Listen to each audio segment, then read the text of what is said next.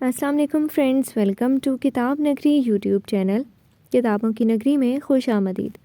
मैं हूं आपकी होस्ट इकरा यासीन और आज मैं आपके लिए लेकर आई हूं ज़हरा फ़ारूक हसन के कलम से तहरीर करदा नावल दर्द दिल की तू दवा के एपिसोड नंबर 85 को लेकर। लेकिन इस एपिसोड से पहले जल्दी से कर लीजिए चैनल को सब्सक्राइब, वीडियो को लाइक और क्लिक कर लीजिए बेल आइकन को। अब स्टार्ट करते हैं आज की एपिसोड। हवा में खुनकी सी थी और आसमान पर चांद अपनी पूरी आबोताब से चांदनी बिखेर रहा था। लॉन में उस वक्त इक्का दुक्का ही लाइट्स रोशन थी और ऐसे में वो अपने इर्द गिर्द शॉल लपेटे हुए बहुत आहिस्ता आहिस्ता कदमों से लॉन में चहलकदमी कर रही थी। आज तबीयत कुछ बेचैन सी थी, दिल भी अजीब तरीके से उदास हो रहा था। समी ने सर उठाकर आसमान की तरफ देखा। चांद भी उसकी तरह तन्हा सा लगा था उसे, जैसे आज चांद उसकी तन्हाई का साथी बन गया हो। समीन ने आह भरकर अपने इर्द गिर्द इलियार को ढूंढा। वो होता तो उस वक्त वो ऐसे तन्हा आही न भर रही होती। समीन को शिद्दत से वो याद आया था। इलियार क्या याद आया, बहुत से पुराने ज़ख्म भी हरे हो गए। वो ख़ुद को बहुत अकेला महसूस कर रही थी। हालांकि घर वाले तो अब उसका और भी ज़्यादा ख्याल रखते थे। मुबीन साहब अक्सर उससे मिलने के लिए भागे आते और फ़ाइक साहब का बस चलता तो उसकी सारी तकलीफ़ें खुद ले लेते। अभी कुछ देर पहले ही नीलम भाभी उसके साथ ही बातें करती हुई टहलती रही थी और उसका दिल भी बहलाती रही थी। आदिल की आवाज़ पर वो उसके बेटे जैन को लेकर अंदर जा चुकी थी। जाते जाते उसे भी नसीहत करके गई थी कि वो जाकर बेडरूम में आराम करे। जैन को वो अपने पास सुला लेंगी। वो बस मुस्कुराकर तायद में सर हिलाकर अब तक आराम करने बेडरूम में नहीं गई थी। उसी तरह अपने शुक्ल में लगी इलियार को याद कर रही थी, जिसके बिना उसकी ज़िंदगी के सारे रंग फीके थे। तुम यहाँ क्या कर रही हो समीन? अपने पीछे फ़ाइक साहब की आवाज़ सुनकर वो आहिस्ता से पलटी। वो फिक्रमंद से उसके पास आ रहे थे। समीन वहीं ठहर कर फीकी मुस्कुराहट होंठों पर सजाए उन्हें अपने पास आते देख रही थी। आजकल वो उसके लिए बहुत परेशान रहते थे, शायद उसकी तबीयत की ख़राबी की वजह से। तबीयत संभली नहीं है तुम्हारी अभी तक, और तुम अकेले इधर उधर क्या घूम रही हो? जानती हो ना डॉक्टर ने तुम्हें चलने फिरने से मना किया है। जैसे ही वो उसके नज़दीक आए फ़ौरन समीन का हाथ थामकर उसे प्यार से डांट कर संभाल कर अंदर ले जाने लगे। बाबा मैं ठीक हूँ, बस दिल घबरा रहा था इसलिए लॉन में आ गई। वो उनके हाथ पर अपना दूसरा हाथ रखकर उनकी फ़िक्र दूर करने के लिए मुस्कुराई। फ़ाइक साहब ने गौर से उसे देखा। थका थका चेहरा और उदास सी समीन, बाल बिखरे हुए और सलवटों से पूर्ण उजला लिबास।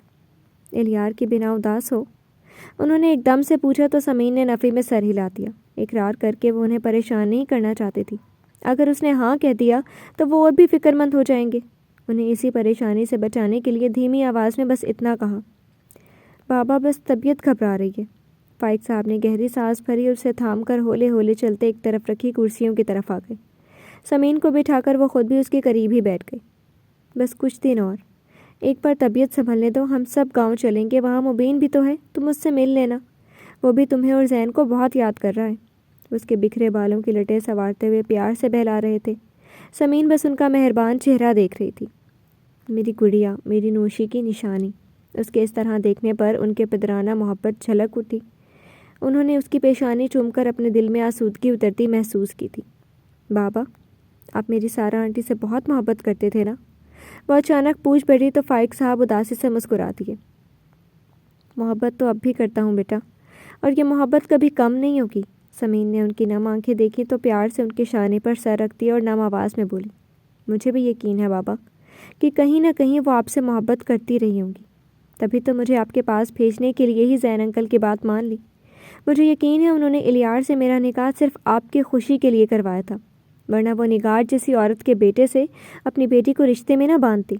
उनके शाने पर सर टिकाए हुए समीन होले होले बोलती हुए उनके कुर्ते के बटन को भी छू रही थी। उसकी बात पर फ़ाइक ने उसका सर थपकते हुए आसमान की तरफ देखा। हाँ, मुझे भी ऐसा ही लगता है। फिर जब मुबीन ने बताया तो यकीन हो गया। नोशी का एहसान है मुझ पर, मुबीन के साथ रहते हुए भी उसको मेरी तन्हाई, मेरे खालीपन का एहसास था। वो चाहती थी तुम्हें मेरे पास भेजते और ये मौका अल्लाह ने उसे अता कर ही दिया। मैं ताउम्र उसका शुक्रगुजार रहूँगा। वो अब भी आसमान की तरफ देखते हुए जिसे नोशी को शुक्रिया कह रहे थे। बाबा, आप मुझे बताएं उसके बाद क्या हुआ था? कैसे सब कुछ तय हो गया और निगार ने क्यों जैन अंकल को मारा? समीन ने अचानक उनके इशारे से सर उठाकर सवाल कर डाला और फ़ाइक साहब ने सर्द आह भरकर समीन की तरफ देखा। फिर वो आहिस्ता आहिस्ता उसे सब बताने लगे।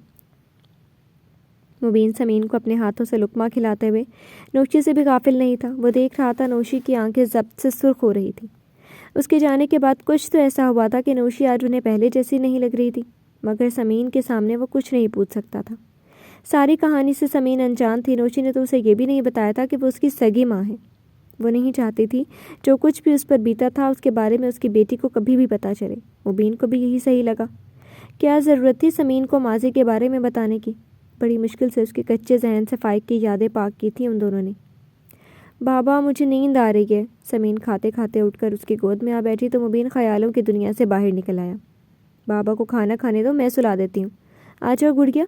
نوشی اپنا کھانا چھوڑ کر اچانک سے بولتی اٹھ گئی تو مبین سمجھ گیا اسے خود کو سنبھالنے کے لیے تنہائی درکار تھی۔ سمین آرام سے اس کی گود میں چلی گئی۔ نوشی مبین سے نگاہیں ملائے بغیر سمین کو اس کے روم میں لے کر چلی گئی۔ مبین نے نوشی کی پلیٹ کی طرف دیکھا، وہ ویسی کی ویسی ہی بھری ہوئی تھی، ایک لقمہ بھی اس سے کھایا نہیں گیا تھا۔ نہ جانے کیا بات تھی، مبین فکر مندی سے سر ہلا کر خود بھی اٹھ گیا۔ اس کی بھی بھوک ختم ہو چکی تھی۔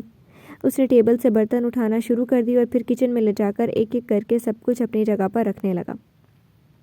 سارے کام ختم کر کے وہ کچھ دیر آ کر ٹی وی کھول کر بیٹھ گیا۔ نگاہیں ٹی وی پر تھیں اور دھیان کہیں اور۔ وہ بس نوشی کی پریشانی کے بارے میں سوچ رہا تھا۔ نوشی اس سے کچھ چھپاتی نہیں ہے، وہ اس سے اپنے دکھ شیئر کرے گی ضرور۔ مبین سب سوچتے ہوئے وہیں صوفے پر نیم دراز ہو کر آنکھیں بند کر گیا۔ شاید وہ نوشی کا انتظار کرتے کرتے نیند کی آغوش میں چلا گیا تھا کہ اسے احساس ہوا کہ کوئی اس کی گھٹنوں پر سر رکھے ہوئے ہولے ہولے سسک رہا ہے۔ مبین نے پٹ سے آنکھیں کھول دی اور نوشی کو کارپیٹ پر اپنے زانوں پر سر رکھ کر روتے دیکھ کر وہ سکتے میں آ گیا۔ سارا، کیا ہوا میری جان؟ تم ایسے کیوں رو رہی ہو؟ وہ اتنا گھبرا گیا کہ تیزی سے اٹھ کر اس کے پاس ہی دو زنوں ہو کر بیٹھ کر اس کا چہرہ اپنے ہاتھوں میں تھام کر پوچھا۔ مبین، میرا دل پھٹ رہا ہے، میں کیا کروں مبین؟ میری آزمائش کیوں نہیں ختم ہوتی؟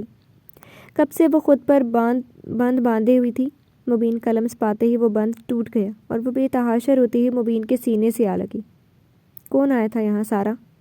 اس کا یوں تڑپ تڑپ کر رونا مبین اسے خود سے لگا کر اس کا سر سہلاتے ہوئے سنجیدہ ہو گیا۔ سارا کے رونے میں اور تیزی آ گئی تو مبین نے اپنے ہونٹ بھینچ لیے۔ سارا، میں نے خود سے عہد کیا تھا تمہاری آنکھوں میں کبھی آنسو نہیں آنے دوں گا، اس لیے میں نے سمرا والی حقیقت تمہیں نہیں بتائی۔ میں جانتا تھا ایک بار پھر تم اس آزمائش میں گرفتار ہو جاؤ گی، ایک بار پھر سب کے چہرے تمہیں ماضی کی دردناک یادوں میں دھکیل دیں گے۔ وہ اس کا سر سہلاتے اپنے حصار میں لیا بہت زیادہ سنجیدہ تھا۔ نوشی نے روتے روتے اس کے سینے سے سر اٹھا کر مبین کا چہرہ دیکھا۔ کون آیا تھا، فائق یا؟ اس نے جملہ ادھورا چھوڑا۔ فائق آئے تھے مبین۔ وہ ایک بار پھر سسک پڑی اور اس کے سینے سے لگ گئی۔ مبین نے ایک گہری سانس لی اور آنکھیں بند کر کے اپنے اعصاب پر قابو پانے کی کوشش کرنے لگا۔ ایک بار سمرا سے ملے گی تو زین کی حقیقت بھی کھلے گی، اور زین سامنے آئے تو نہ جانے پھر کیا حالات ہوں۔ وہ مجھ سے چاہتے ہیں کہ میں سمرا سے ایک بار مل لوں مبین، اسے معاف کر دوں۔ کتنا آسان سمجھ لیا انہوں نے سب۔ کیا یہ آسان ہے مبین؟ اس عورت نے میری زندگی میں اتنے زہر کھولے ہیں کہ اب تک اس کی نیلاہٹ میرے وجود پر ہے۔ نوشی روتے ہوئے درد بھری آواز میں بول رہی تھی۔ مبین بس اس کا سر سہلاتا اور کبھی پشت سہلاتا اسے تسلی بخش رہا تھا۔ مجھے ڈر لگتا ہے مبین، مجھے لگتا ہے میں ایک بار پھر سب کچھ کھو دوں گی، سمین کو اور تمہیں بھی۔ اس نے تڑپ کر سر اٹھایا اور مبین کا چہرہ اپنے ہاتھوں میں تھام لیا۔ میں تمہیں نہیں کھو سکتی مبین، اگر تم مجھ سے جدا ہوئے تو میں اس بار مر جاؤں گی۔ میں مبین نے نوشی کے لبوں پر اپنی شہادت والی انگلی رکھ دی۔ اسی طرح اس کے چہرے کو اپنے ہاتھوں کے پیالے میں بھرے ہوئے نوشی روتی آنکھوں سے اس کی محبت کے نور سے چمکتے مہربان چہرے کو دیکھ رہی تھی۔ اب کبھی ایسا سوچنا بھی مت کہ مبین کو تم سے کوئی الگ کر سکتا ہے۔ ہم ایک دوسرے کے لیے بنے تھے اور ایک دوسرے کے ساتھ رہیں گے تا عمر۔ ہمارے ملنے میں ہاں راستہ سخت تھا، مصیبتیں بھی بہت جھیلی ہم نے، مگر ہم ایک ہوئے نا۔ وہ لبوں پر محبت سے پر مسکراہٹ لیے اسے دیکھ رہا تھا۔ نوشی نے روتے روتے ہاں میں سر ہلایا تو مبین کو اس پر ٹوٹ کر پیار آیا۔ جھک کر اس کی پیشانی پر اپنے لب رکھ دیے تو نوشی کے تڑپتے دل کو سکون سا ملنے لگا۔ مبین نے اس کی پیشانی سے لب ہٹا کر اسے دیکھا اور بولا، ہم دونوں کو ہمارے اللہ نے انعام کے طور پر ایک دوسرے کو بخشا ہے، اور اس کا بخشا ہوا تحفہ کبھی کوئی چھین نہیں سکتا۔ وہ اب بہت پیار سے اس کے بہتے آنسوؤں کو صاف کر رہا تھا۔ نوشی کو دل قرار سا ملنے لگا اور آنسو تھمنے لگے۔ ہم نے پہلی آزمائش دیکھی ہے کیا جو میری اور سارا ایسے ہمت ہار بیٹھی؟ ارے ہم نے تو آگ کا دریا پار کیا ہے، یہ ذرا سے شعلے ہمیں کیا جلا پائیں گے؟ وہ اس کے آنسو صاف کر چکا تو اس کا ہاتھ تھام کر بہت پیار سے تھپک رہا تھا۔ نوشی یکٹک اس کا چہرہ دیکھے جا رہی تھی۔ اتنے آنسو بہا ڈالے، کب سے پریشان دیکھ رہا تھا۔ تم پہلے بتا دیتی تو میں اسی وقت فائق سے بات کر لیتا، اور اسے سمجھا بھی دیتا کہ وہ آئندہ سارا سے ایسی توقعات نہ رکھے۔ تم گئے تھے نا سمرا سے ملنے؟ نوشی نے اچانک سے پوچھا تو مبین کے ہونٹوں سے سرد آہ نکلی۔ سچ کہتے ہیں لوگ، بیوی کی نگاہوں سے شوہروں کے کوئی جرم چھپے نہیں رہتے۔ اسے بہلانے کے لیے وہ ذرا سا شوق ہوا۔ بہت بیمار ہے سمرا؟ نوشی اس کا مذاق نظر انداز کر کے دکھ سے پوچھ بیٹھی۔ مبین نے گہری سانس بھری۔ اپنی سزا کے دن کاٹ رہی ہے وہ۔ جو کچھ اس نے کیا تھا نا، وہ شاید اس سے بھی بری سزا کے مستحق تھی۔ مبین کو ماضی کے سارے واقعات یاد آئے، کتنی بے دردی سے اس نے دونوں کے ساتھ کیسا گھناؤنا کھیل کھیلا تھا۔ میں اس سے ملوں گی مبین۔ نوشی نے مبین کے ہاتھوں کو تھام لیا تو وہ پلکوں کو خم دے کر بس مسکرایا۔ مجھے کوئی اعتراض نہیں، لیکن وعدہ کرو اب رو رو کر مجھے تکلیف میں مبتلا نہیں کرو گی۔ معلوم ہے نا تمہارے آنسو میری کمزوری ہیں۔ اسے اپنے ایک بازو کے حصار میں لیتے ہوئے فکر مند تھا وہ۔ تم ہو نا، آنسو بہائے بھی تو تمہارے شانے پر سر رکھ کر رو لوں گی۔ تم سارے آنسو چن لینا۔ نوشی اس کے شانے پر سر رکھ کر وہیں صوفے سے ٹیک لگا کر بیٹھ گئی۔ آزمائش کے بعد مبین جیسا تحفہ پا کر وہ اپنے اللہ کی شکر گزار تھی اور مطمئن بھی۔ اوکے، لیکن اب سارے آنسو اپنے لبوں سے چنوں گا، بعد میں شکایت مت کرنا۔ وہ شرارت سے جھک کر اس کے گال چوم کر بولا تو نوشی نے اس کے کاندھے پر ہاتھ مار کر سر اس کے سینے پر رکھ دیا۔ ہاسپٹل کے گیٹ سے اندر داخل ہوتے ہی نوشی نے ساتھ چلتے مبین کا ہاتھ سختی سے تھام لیا۔ اس کی ہتھیلیاں بھیگ رہی تھیں اور چال میں ہلکی سی لڑکھڑاہٹ تھی۔